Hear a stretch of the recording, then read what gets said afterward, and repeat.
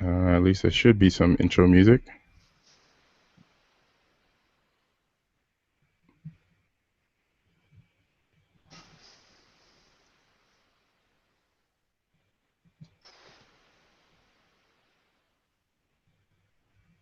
Hmm.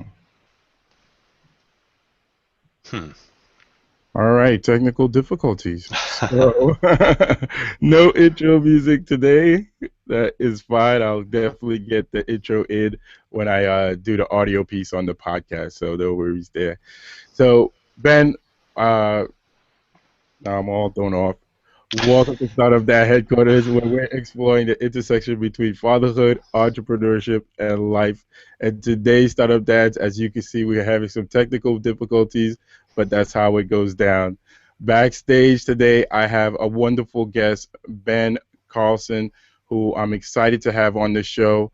So let me go ahead and go right into Ben's bio, and then we'll bring Ben onto the show.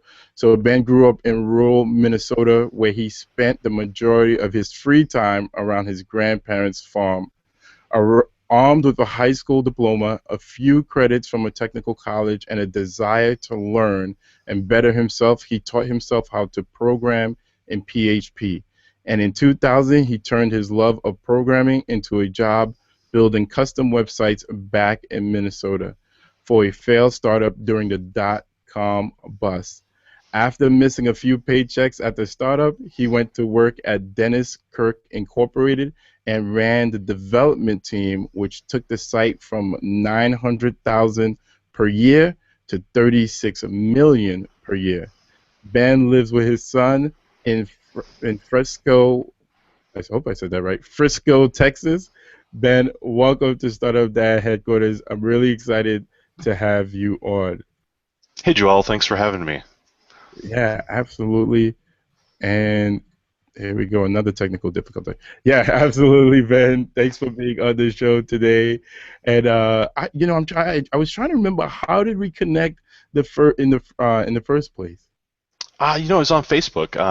I think I ran across your podcast on Facebook, and I don't know if I reached out to you or you reached out to me. Anyways, we just started chatting, private messaging on there, and yeah, I started listening to your podcast, and yeah, it's been really good since. So Yeah, yeah. cool, man. I love the connections that, since starting Startup Dad, the connections I've been making either via Twitter, via Facebook. Never thought it would be possible. I mean, I know there's social media platforms, but prior to this, I never really made connections, just connecting with people the way I've been able to do that in the last couple of months. So really excited, like I said, really excited to have you on the show.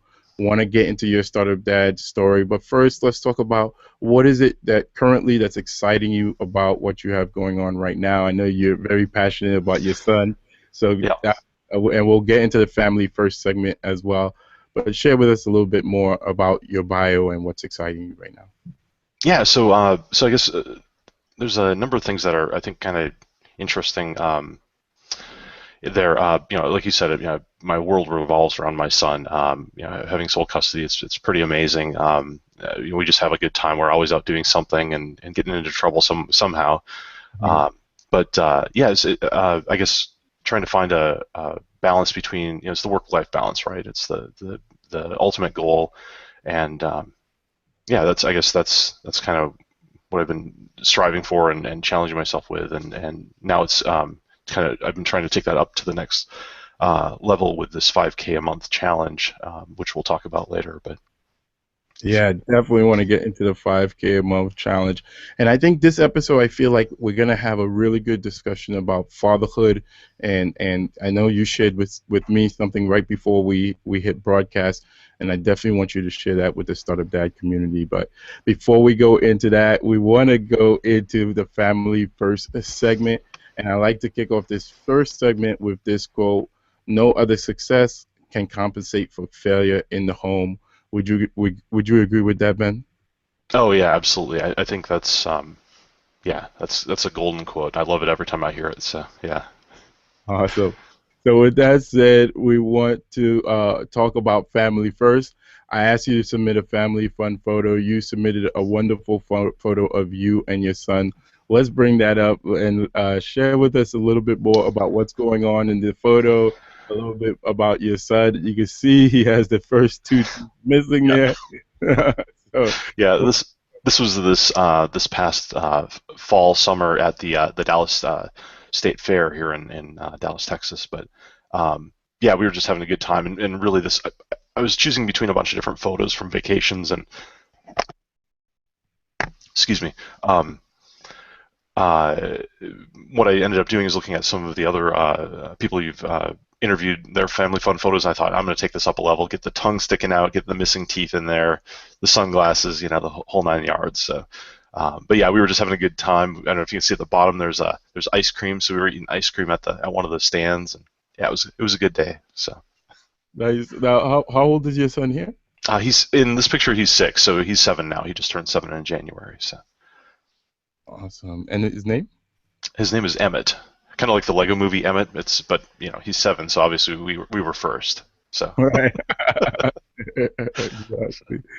Cool. Yeah. My daughter, she just lost the top, the one on the left, the top tooth there, right in front. The one on the left, and the one on the right is like wiggling, and it's ready to come out. She's so excited. oh I don't remember being so excited of losing my teeth, so but she's so excited about it, and every time she loses, I mean, probably this is why. Every time she loses it, she's my wife allows her to make a wish. Basically, what does she want? oh Yeah, okay. yeah, Okay. and Oh, that's for good. the one she just lost, she wants the Elsa dress. So Oh so oh now we're in search for the Elsa dress. It's sold out everywhere. It's like oh, I I'm don't. sure. Yeah. It's crazy. Oh, that's funny. So Very Ben, good. what does fatherhood mean to you? I mean, everything, right? I guess ever since I held him when he was first born, it's been kind of an amazing thing. Like we were talking about before the show started. A few things in my life have changed, and so I was chasing the carrot, as I said, trying to the corporate success, going from a developer to a manager to a director, trying to go for the CIO role or whatever, and some things changed, and it was kind of a reset button for me and kind of a reality check, and I really that's been as difficult as some of those things were. It's been I mean the silver lining, right? So that that's the first and foremost, so just looking out for that little guy and having fun with him. So Yeah. And you talked about before we hit broadcast, you talked about that and we'll probably definitely get into this more in the journey, but you talked about that you took a 40K pay cut so that you could spend some more time, or you could balance spending time with your son a little bit more. Can you share with us how that is working out? yeah. So basically, I was traveling a lot for my previous job, and some things happened where basically I ended up having my son 100% of the time. So I needed to make that work. My previous employer, they're great people, loved him. It just it between the customer that I was consulting on and the company, it just didn't make sense. So I left the company and made some phone calls and and found just pretty much the perfect thing for me right now. So yeah, and I do have a full-time job, and then I'm doing these things on the side as we discussed. But um, yeah, it's good. It's so good. Yeah, I'm working from home. You can see I have my glorious apartment here, but yeah, working from home and enjoying time with my son, and went from yeah, it's good. So Yeah, nice. So, and your son now, so 7, he is in, what's that, second grade? first grade. So yeah, First he's grade. about Okay. halfway through. Yeah, Okay, first grade. So you're doing pickup, drop off, yep, all that kind of stuff, everything in between. yep. I rushed back from dropping him off to get on the show here. So yeah, Okay, nice, nice. Yeah. So and so we want to get into your startup dad story, and we will continue bringing obviously Emmett into the picture because I know that you're very passionate about spending, being there for your son and spending time with him. But we'll jump into the next segment of the show, which is called the E True Startup Dad story. And this being Startup Dad headquarters, we want to talk about your start. And we shared a little bit about your background in the bio, but we definitely want to get into it a little bit more. And it sounds so interesting, right? Having a high school degree and then some credit from a technical institute. Yeah. From there to running a team, taking the website from 9K, or taking that team from 9K a month to 900,000 a month. I'm sorry, a year, to 38 million in a year is amazing. So we want to definitely talk about that, and then we want to talk about the 5K challenge. So in the quote I like to use to kick off this segment is, "The journey of 1,000 miles begins with a single step." So Ben, please take us back to the early stages of your Startup Dad journey. Sure. Yeah.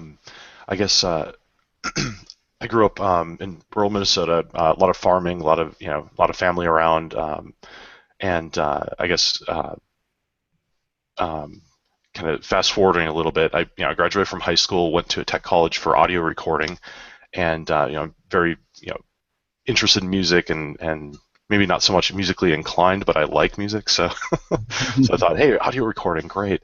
I did that for a while. My grandfather got sick when we were really close, so I ended up dropping out, and unfortunately, I haven't gone back. The only silver lining there is I don't have those student loans, right? So, so that part's okay. But yeah, I ended up working as a machinist. I worked on the railroad for a few months and then ended up getting into a company, a German company, assembling and then working on in the field and in the R&D lab coordinate measurement machines, which are basically QA machines for like automotive and aerospace companies primarily. From there, when I was traveling, I had a laptop, and I kind of got interested in building websites and taught myself how to program in PHP, learned MySQL, and then took this job at, like you said, at the startup in Minnesota, where basically, I mean, it was great. I met some lifelong friends, but yeah, for a few months, then towards the end of that, business was bad, so I didn't get a paycheck for a few months, and finally I said, hey, I got to get an actual job that pays. So went to Dennis Kirk then, which is a power sports company, which suits my interests. You can see on the wall behind me, I have a Model A grill shell. So I mean, I'm into hot rods and motorcycles too. So, so I went there as their kind of first programmer, and between myself, the CEO, and our Tammy, who is the content management team manager, we basically built the online company from about 900,000 the first year that I was there to 36, 37 million over the course of my tenure there. So, and then from there, came down here to Dallas to work as an e-commerce consultant, and I've been doing that ever since about 2010. Yeah, and I love it. It's fun to get out in front of customers. Just see what problems they have, what challenges, and trying to work with your team to come up with solutions for them. So yeah, so it's kind of the summary, I guess. Yes. So take us back to, you were working as a machinist, you were traveling a lot, and then with your laptop on the train, you started teaching yourself PHP. So Yeah. first, what is it? What is PHP exactly? I think I have an idea of it, but what is it exactly? Yeah, I think it's a post hypertext protocol or processing language, something like that. It's a programming language, right? So but it's not a precompiled language. It's a runtime compiled language. So I could fire up an Apache web server and with a couple of modules installed, write code, refresh the page, and I see my changes, right? So it was instant gratification. That was genius for a new developer. I guess in today's terms, PHP was about as popular as, say, Ruby or maybe Python, right? Okay. So I guess now 15 years ago, that was PHP was kind of the up and coming language. And so yeah, so I was a machinist, manufactured parts, whatnot for this company. I got into the R&D lab, so I was helping assemble, build these big machines that are bigger than my apartment, and Right. then yeah, I ended up traveling to repair them on site. So I did like electromechanical repair, installations of the machines, that kind of thing. And Right. since I was on the road, didn't know anybody in Podunk, Illinois, or Detroit, or wherever I was at. I just sat in the hotel room and goofed around online, read some posts online, and taught myself how to program. So yeah. Wow. So just reading stuff online, probably. I'm thinking YouTubing I don't things. think it existed. I'm not. Well, I mean, it probably did, but it wasn't. Yeah, it was more. It was more reading manuals. Like the PHP manual was at the time one of the best documented manuals out there. So it was really pretty easy to learn. It was between that. My dad's actually he's been a Unix admin for years and years, so he kind of helped me with some of the getting Apache set up and some of those things. Mhm. But yeah, it was kind of mostly just digging around on I think it was Dogpile or Alta Vista or one of those old search engines, and trying to PHP. How do I got this error? How do I fix that? And so Wow. So yeah. So what year was this exactly? this would have been probably 98, 99, something like that. Okay. So So yeah, 98, 99, and then in 2000 you and so in 2000 you started to, if I remember it correctly, bringing up the bio here. yeah, no worries. Yeah, in 2000 I went to this ended up being a failed startup, Right. and building. That was my first true programming job. So before that, I was doing it kind of just learning, teaching myself. I went in, kind of kludged the interview a little bit, and got the job, and it's been good ever since. So yeah. Nice. So in just about a year, 2 years, you were able to teach yourself enough PHP to actually land. So that was that like an entry level position or?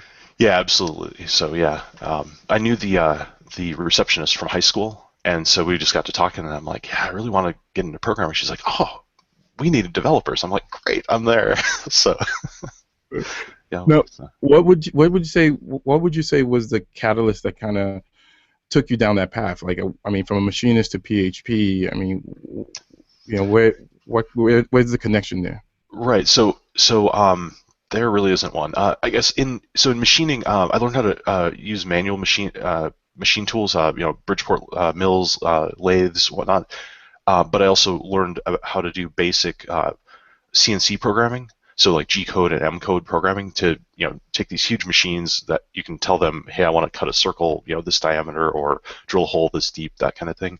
And so I learned a little bit about programming there, but it's totally different from um, programming in PHP or Java or Ruby or Python. So, but anyways, I think that maybe sparked a little interest. Um, Beyond that, it wasn't so much that I wanted to learn programming. I wanted to learn how to build a web page. That was really my interest. So And since then, have you taken like any formal training in programming? bits and pieces. I've taken a fair amount around relational databases, but that's been 10, 12 years. I took some framework training for the e-commerce framework that I work with primarily is the Oracle Web Commerce Framework. And so I took some training around that back in 2001 or 2002. But beyond that, no, not really any formal training. So Okay. And then where does the e-commerce come in? Actually, before that, when does Emmett starts to come into the picture? Where were you when Emmett came into the picture? yeah, so I was in Minnesota. I actually at Dennis Kirk, I met my now ex-wife, but so we had Emmett in 2008, January of 2008. So yeah, so it was a little later on. I was pretty well established at Dennis Kirk at that point. I'd been there about 6 or 7 years, and I was the web solutions manager, which is kind of I think a made up title because, but it worked. So anyway, so I was basically managing the development team, the design team.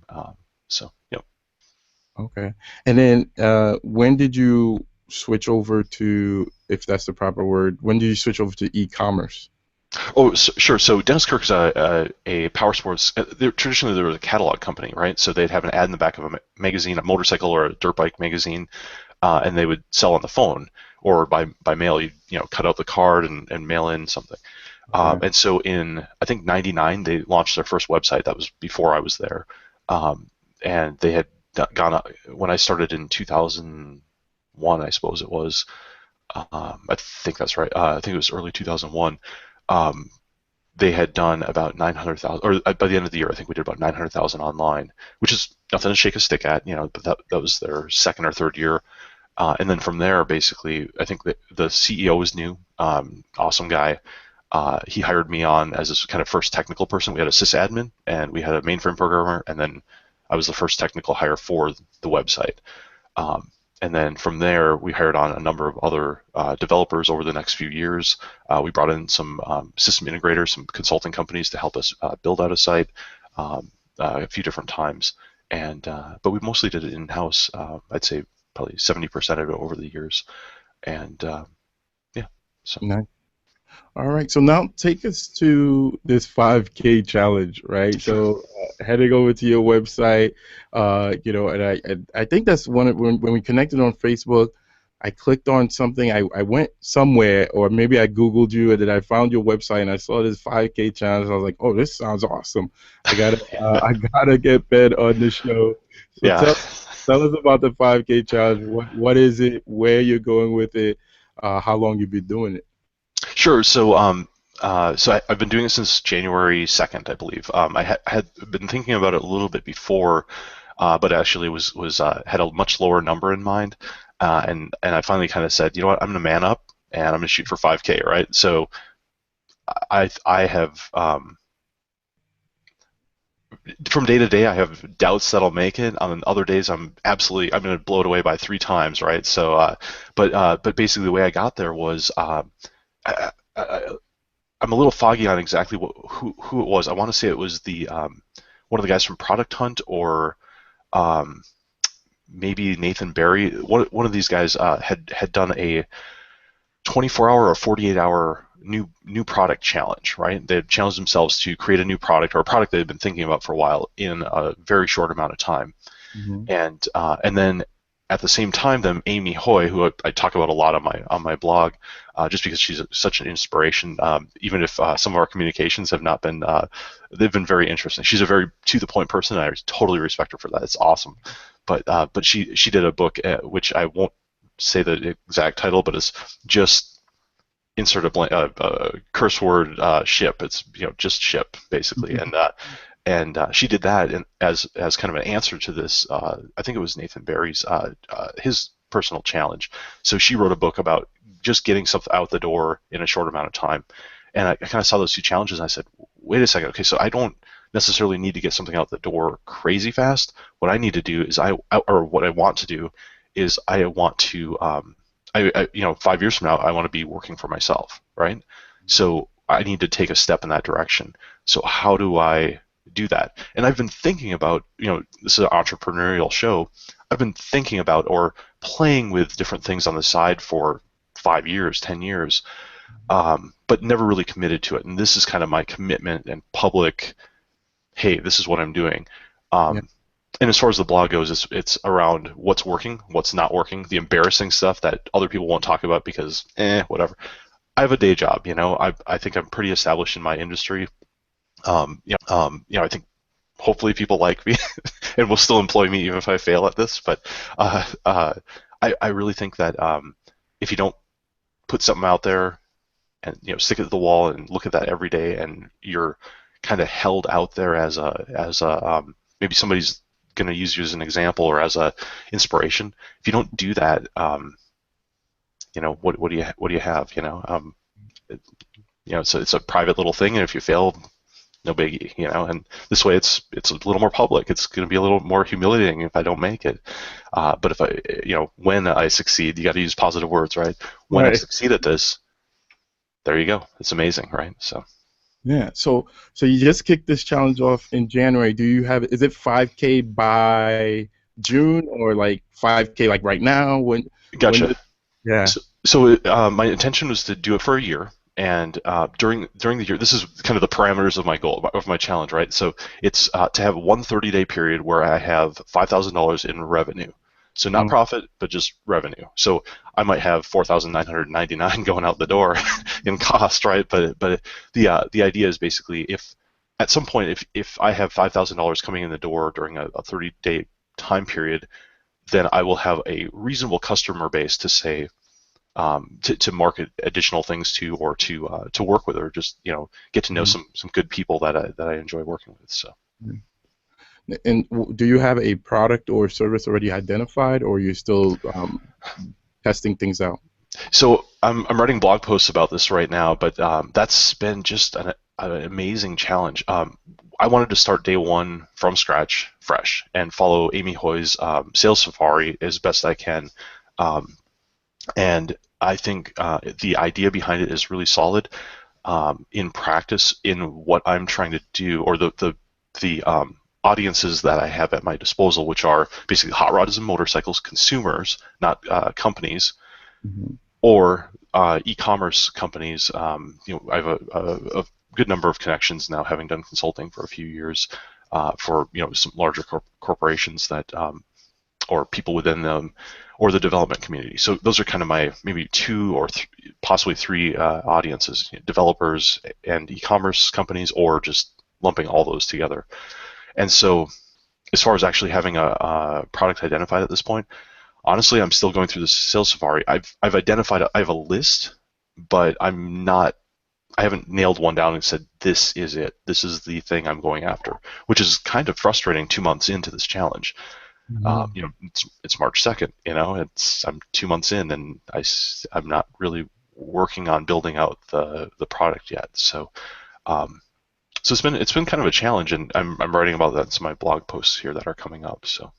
Yeah, I just love this idea, because this is, something similar to what I tried to do with Startup Dad headquarters. And, I don't know about you, but like I've been trying to share as much as I could with the Startup Dad community, because I'm going through. I like to say I'm not only the founder, but I'm also a client, and I'm going through this journey real time along with you, right? And one of the things that holds me back is like, how much do I share? What do I share? It's embarrassing. It's not perfect.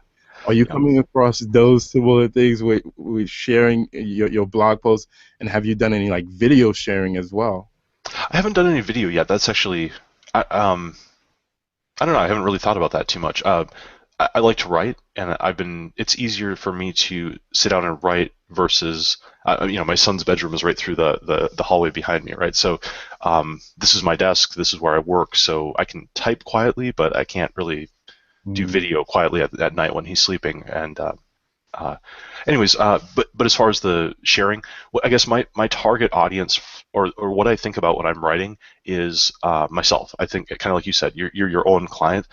I'm looking at this blog as a year ago, or even 2 days before I started this. If I ran across this blog, this is what I wanted. I wanted to read this and see, oh, well, this is what worked, this is what didn't work, and kind of fill some of these gaps, like I was saying, the sales safari, or like the lean startup movement. There's some big gaps in there that people don't talk about, or in my mind, and so I'm kind of trying to address those as I come across them, and share my experiences, good or bad, with the audience, which might be 3 people. It might be my mom and my grandma and my dad, but that's okay, because I think the other thing is partially just a journal, right? It's a journal, so I can go back and say, well, I was heading down this path and I diverged here, so why? What happened, and did that work? Or now here, let's go reset, or so. Yeah, I think that's awesome, and that's a great way to think about it in terms of, what would I have liked to see, or if I came across this blog, what would I like to see in terms of, what to do next? Because you are right, the Lean Startup. I've done Lean Startup Machine, Startup Weekend, and there are a lot of gaps in those things, and you're trying to figure out, how do I use this validation canvas, right, to go validate this idea? How many what should my percentages be in terms of, do I pivot, or do I keep moving forward, and right, kind of thing. So like I said, I have this list of probably 6 or 7 different things that I think all could be pretty valid product or business ideas, but they're ideas. They're not completely proven out. I don't, I talked to some people. They're like, "Wow, that's amazing. Sign me up." And then three people say that. Three people say that's the stupidest thing I've ever heard. So it's kind of hard to really know. Well, at what point do you just say, "I'm in. I got to pick one. Go for it." Do I write on a piece of paper, throw them in a hat, pick one? I don't know. So that's kind of the gap. I think is not knowing. How do you really pin this down? So. Now, how frequently are you blogging, and then where do you find the time to blog? So number one, I don't find the time to blog. Honestly, I just have to make the time, right? Yeah. I'm not blogging as frequently as I would like. I guess I was trying to do it about once a week. I think it ends up being I probably have about 5 or 6 blog posts so far this year, and I have a few that are kind of waiting in the wings. There's some formalizing of my thoughts that I want to do before I publish them. On the other hand, to Amy Hoy's book's point, just ship, right? Just blankety blank ship, right? Maybe I just need to finish those up and get them out, right? So. Right. And then so when are you doing, like, you're doing them early in the morning, late at night, when is at school? Yeah. So yes. So during the day, basically I drop my son at school and I start my work day. I work from home, so I'm doing kind of a DevOps role right now. So I look at our ticket list, knock out the things that are assigned to me, help out my coworkers, that kind of thing. Maybe at lunch I'll write a couple of paragraphs, that kind of thing. But I'm an early riser, so I'm usually up, like this morning I was up about 4:30 Central Time. So I have an hour or two before my son gets up that I can either write code or work on my day job related things and get it caught up or get ahead of the day, or I can blog or whatever. So I do that typically in the morning. The evening my son goes to bed anywhere 7:30, 8 o'clock. So then I have an hour or two before I go to sleep where I work on things too. So. Nice. So. And you didn't have any challenges being a coder. You didn't have any challenges with creating your website, and is it built on WordPress? Yeah, absolutely. So yeah, I'm honestly I'm as time goes by, I think what I've realized is that you can optimize a lot of things by using out of the box existing. Basically it's the standing on shoulders of giants, right? WordPress, amazing. I've written custom themes for it. I've done a ton of work with it in the past. Hey, why not just use it? So I just literally went out, spent about 20 minutes on the free theme sites, grabbed one that looked nice, tossed it up there, went to Unsplash, grabbed a couple of photos. I'm done. I'm good. So, yeah, nothing fancy, nothing sexy. Just that's get it done. Just ship, right? So, Okay. so I wanted. It was more for me about the content of the blog than about how it looks. So. Now, what are you doing to get the content out there, right? Because one thing is building the content or creating the work, and then it's another thing of getting the audience to start listening and tuning in. Sure. So the thing I've been doing, Hacker News, right? So when I post anything on the blog, I post it up to Hacker News. Crazy reception the when I announced it. It's each post has kind of dwindled a little after that. But I have about hovering around 100, 125 subscribers in my MailChimp account. Nothing crazy, but I'm not out there paying thousands of dollars for Google AdWords every month, right? Post on Facebook, LinkedIn, get it out in front of some of my peers, just kind of word of mouth a little bit. I'm not really, the other side of it is I'm not really trying to sell anything. So I'm not trying to, sorry, frog in the throat. I'm not trying to sell advertising. I'm not trying to anything. It's more about, like I said, it's more of a journal. I'm just, it's interesting, I think, for some people to see the success and failure. So I'm just trying to document that, I guess, and maybe the next guy is going to have some success based on my experiences or feedback or whatever. So, and so far it's been pretty good. There's been a bunch of people that I know and don't know that have given feedback or asked questions or messaged me privately. I've had an hour-and-a-half conversation with a guy from New York I'd never met before, and we talked about our love of Porsches, which came out of the blue because we were talking about being entrepreneurs. It was really kind of interesting. So it's been pretty amazing the feedback that comes out from people. So.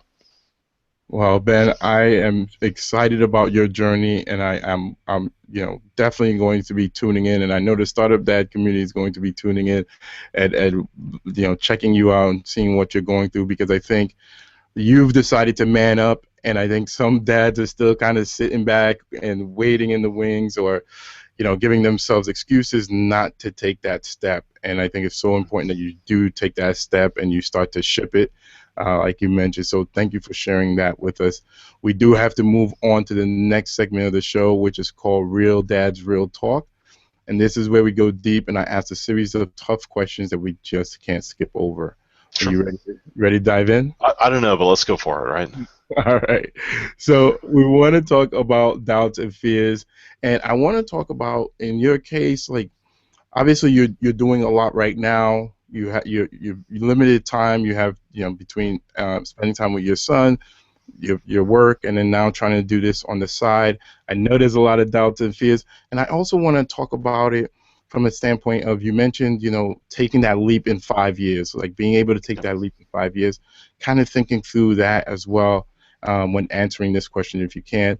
Sure. What and so if you could tell us, what are the doubts and fears that you have currently, or with taking that leap, obviously from a perspective of a dad. From taking the leap to working for myself primarily, it's the stability fear. It's the, how much is health insurance going to cost? It's those things.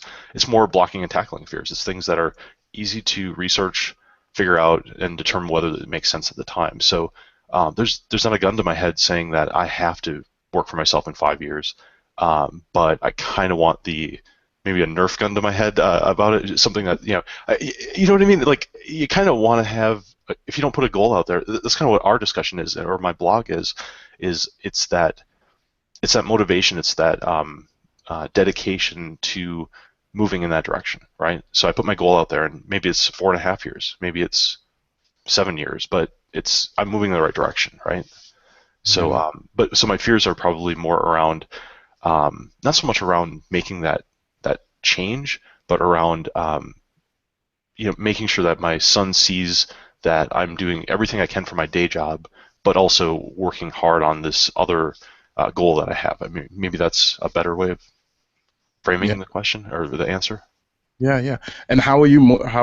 What are you currently using as your motivator, like on a day-to-days? Do you have something that you use like you said, there's nothing really, there's not a gun being held to your head, and I'm assuming you're making pretty good money where you are right now, to be able to provide for yourself and your son and whoever else comes into the picture.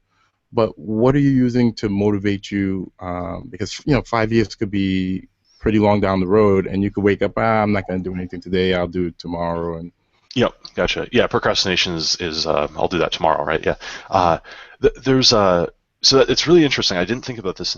I have it on my phone in one of my Google Chrome tabs, right?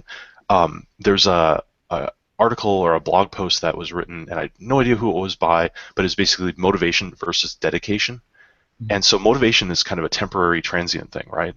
Um, wow, I'm motivated because of money, or I'm motivated because of, name it, money, possessions, time, energy, whatever.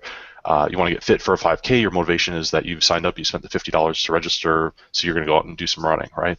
mm, Uh, Dedication is more. I don't even know how to really explain it, and I guess I don't have a good enough recollection of what the article said, but it kind of hit home with me. It's like, how do you become dedicated? And I think it's more around maybe persistence and um,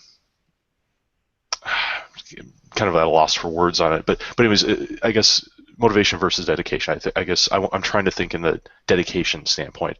yeah, Dedication to my son, dedication to my yeah. job, to my potential customer, my whoever. It's doing a good job consistently, for long term. I don't know. I don't know if that answers your question, but No, you know what? As you were, and maybe this might not be the direction that the article went into, but one of the things that I got why I started thinking about while you were saying that was dedication is like, I made this commitment, right? Like yeah, yep, you know what I mean? Like, I made this commitment to myself, to my family, to whoever's listening, to go down this path to make this happen, and that is what's going to keep me moving forward, as Right. opposed to definitely. I got what you're saying with Well, that, and I would love to see that article if you could remember or find it and shoot it over to me. I'll definitely put that in the show notes and check it out. yeah, I have, like I said, I have it in one of my tabs on my phone. I like go back to it every once in a while and just kind of scan through it. But you were just saying something interesting. I think maybe my thoughts on dedication versus motivation would be, in dad terms, would be my son's the cutest little kid, and he's awesome and he's fun to play with, and when that's happening, that's motivation, right? That's, oh, I'm gonna play with this kid. But when he's having a tantrum and throwing a fit, and there's toys being thrown everywhere, and there's, he's on the floor screaming, or food's on the floor, that's that's dedication, right? That's, Yeah. I mean, that's kind of, yeah. Yeah, definitely. Awesome. So Ben, Anyways. what is one of the biggest failures you've had along your journey, and what lesson did you learn from it? Um, I think there's been a couple. The biggest one, probably working for that failed startup in Minnesota, seeing how our company dealt with customers as we were shutting the doors, where we spent our time, as we were heading down the path of, basically, I guess I'm not sure if they would declare bankruptcy or how they closed the company. I had been left at that time, but it seemed like there were a number of things that we could have done better around customers, but also I think we could have salvaged or saved the business by making some better decisions around priorities, just simply prioritization. And so that's something, I guess, I've kind of internalized and tried to make sure that my priorities are pretty straight. And I've gone off the track a few times, but Mhm. yeah. Uh, Cool. Now, where do you see, we've talked about fatherhood earlier, and obviously this is start of that headquarters. Where do you see the intersection between fatherhood and entrepreneurship? Boy, that's a good one. Out of the blue. Let's see.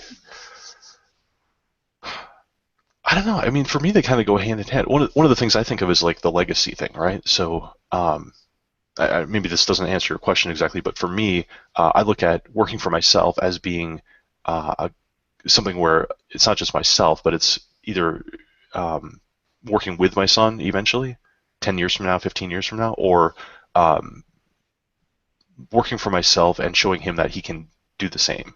Mm, Or at least he can come from, a high school diploma and a little bit of tech college and some a ton of hard work and perseverance and do kind of whatever he wants. So I don't know, as far as like an intersection goes. There, yeah, I'm not sure if that answers your question exactly, but yeah, definitely. From a okay, legacy standpoint, it's like kind of potentially leaving a business behind that he could pick up, right? Or he'll right. start working with you, and then he'll pick up and continue running and building that business to a mega, like a Apple or Google, Well, right? even just the, hey, we have 5 employees and it's just a Right. super consistent, good place. It's kind of like the company I work for now is much smaller than a number of companies I've worked for in the past. But Yeah. man, it's like a family. I've only been there, a few months, it seems like, but it seems like I've been, friends with them for years and years. So it's that kind of thing. I guess it's Yeah. cliche, but it's the family atmosphere. But I'm not going to turn down an Apple-sized company. I'm not going to. There's that too, right? So. Yeah, yeah, definitely. So, man, we're entering the final segment of this show. I like to call this the rapid fire handyman segment, and this is where we'll quickly reach into your toolbox, and you'll provide the Startup Dad community with some really useful tools. Are you ready to rock? Absolutely. Let's go. Okay. What is your number one time management hack or tool? Um, I guess primarily getting up early in the morning. It's a quiet time. That's probably the best for me. So, Yeah, absolutely. What's one personal habit that you believe attributes to your success as a father and an entrepreneur? probably, curiosity. Like you said on my website, professionally curious web developer or whatever, right? I kind of whipped that up off the cuff, but curiosity. I love learning about new things, and I think my son seeing me do that makes me a successful father when we're learning about something together. as far as entrepreneurship goes, same thing. I mean, the more you learn, the more curious you are, the more people you talk to, the more people you question, you're only going to do better. It's only going to build you up and help you learn things. So Yeah. What's one way you manage your health? that is a that's not a good question. I'm honestly I was running. I hurt my ankle pretty bad in January, so that's kind of dropped off. But yeah, running. I love bicycling as well. But yeah, right now I'm kind of health-wise a little off the plan. So yeah. Knowing what you know now, what is one thing you would have done differently? Um, I think I would have started sooner. Um, I think it would be. I mean, obviously, it would be easier to have something in the works, or take the leap of faith to jump in and work for yourself prior to kids. But that's probably the thing, is just starting sooner. Even after Emmett was born, if I had started this 7 years ago, Mm, where would I be? Talking yeah, about working for myself in 5 years. Well, no, I would have been talking about working for myself for the last 2 years, right? right. So that kind of thing. It's just, I think what I see is, do it today. Just get started. You know. Absolutely. What's one book every startup dad should absolutely read? So I was talking about chasing the carrot, and this one I actually thought about this a little bit. I kind of figured you'd ask me this, but chasing the carrot. I was chasing the carrot. I was going from the developer, or from the high school, college dropout, whatever, to looking at maybe a CIO role in 5 years or 10 years. And there's a book that really kind of focused me on my son, on my family, on that sort of thing, and not necessarily continuing to chase that carrot. It's called the Cliff Walk by Don J. Snyder. He was a professor at University out east, and it's a great read, but it's a story of his life and his carrot chasing, and basically not standing up for his family, or following through with his family to some degree, and then his realization that just hard work, commitment, and love for your family will get you everything in life. So Yeah, it's a really good read. It's not a novel. It's kind of an autobiography, I believe, but it was true story. Just phenomenal. Pretty short read, a couple of days. So, but great book. yeah, that sounds awesome. I'll definitely have that on the show notes as well for the startup dads to check out. So Ben, it's been an amazing interview. I have a final question. This one's a little bit longer, but typically produces really powerful results. And here it is. On the other side of this broadcast is a startup dad who, at this point, has connected with your story, your journey, maybe high school, a little technical background, and they've been working a 9 to 5 and not being and haven't been able to see their way out of that, and they're Right. really inspired with what you got going on. But as soon as this broadcast ends, they're gonna shut down their laptop, turn off their phone, and by next week they'll kind of forget about this, and they'll lose the inspiration. What would you say to that dad to keep inspired beyond this broadcast? Well, keep listening to Joel, of course. These are honestly, ever since I found your podcast, it's been very inspiring. But we were talking about motivation versus dedication. I think it's figuring out how to dedicate yourself to, in small chunks, in big chunks, in whatever you can do to making a change, be it in your fatherhood, or your fathering experience, or in your day-to-day life, and for the entrepreneur in building out your business, and dedicate yourself to that, and make steps in that direction. I think that's the way that we're all going to succeed. Yeah, absolutely, Ben. Thank you. Actually, as I was taking down notes, and you just mentioned motivation versus dedication. I'm not a big blogger, but you've inspired me to write a post. I think I have to write a post about this motivation versus dedication, or maybe we both do, right? And Yeah, I we think we're both going to. Yeah. and we share the post with each other. So, thank you. It's been a great conversation, great show. very inspiring. Thank you for sharing your Startup Dad journey. Tell the Startup Dads how they could find you, how they could find your blog posts, and continue to follow along. And then we'll say goodbye. Yeah, sure. My $5,000 a month challenge is on hillfold.com. It's kind of like billfold, but with an H. Just some random domain I popped up on. So, and shoot me an email. It's ben@hillfold.com or bencarlson@gmail.com. If you have questions, if you want to call me out or whatever. But no, reach out. Totally willing to chat with anybody. So yeah. Awesome. Thanks, Ben. All right. Thanks so much, Joel.